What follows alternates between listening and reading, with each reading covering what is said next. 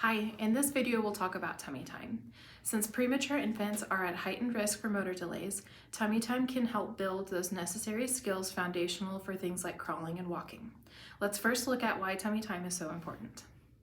Why is tummy time so important?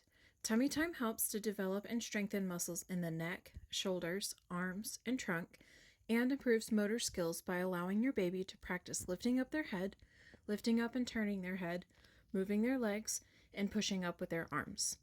These are foundational skills that will eventually assist with rolling, sitting, crawling, pushing up to sit, and pulling to stand. Other benefits of tummy time include helping to practice visual tracking skills, develop eye coordination, and depth perception abilities, as well as flat spot prevention and assistance with shaping of the head. How much tummy time should your baby get? Tummy time can start as early as within a few days of birth if possible. Start with 3 to 5 minutes per session, with 2 to 3 sessions per day.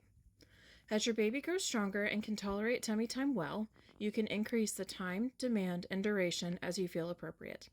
Remember that your baby must be awake during tummy time and always supervised. By 2 months, it's recommended your baby have a total of about 15 to 30 minutes of tummy time daily. This time should be broken up throughout the day.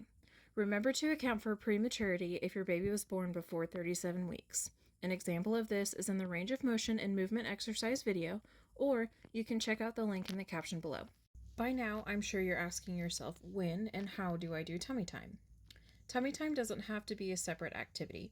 It can easily be incorporated into the moments you're already spending with your baby. Try working in sessions of tummy time after a diaper change, bath, or feeding, and when they wake up.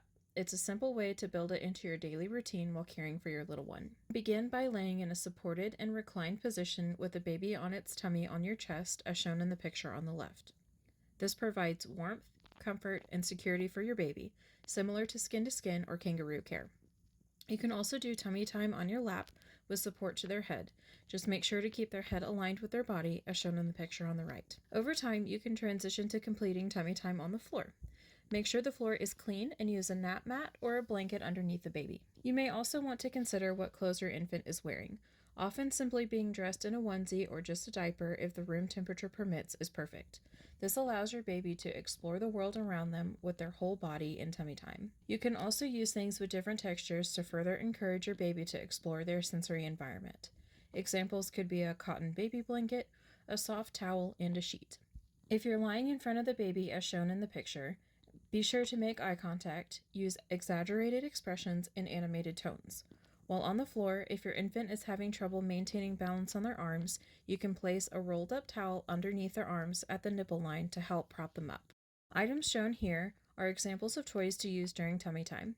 I'll put a link in the caption for these toys plus a few others, but of course nothing is better than their favorite toy you already have at home to encourage engagement during tummy time. Be creative and use what you have at home to imitate some of these toys shown. Remember, always keep your baby awake and supervised during tummy time. Watch closely for any cues or signs of drifting off into sleep.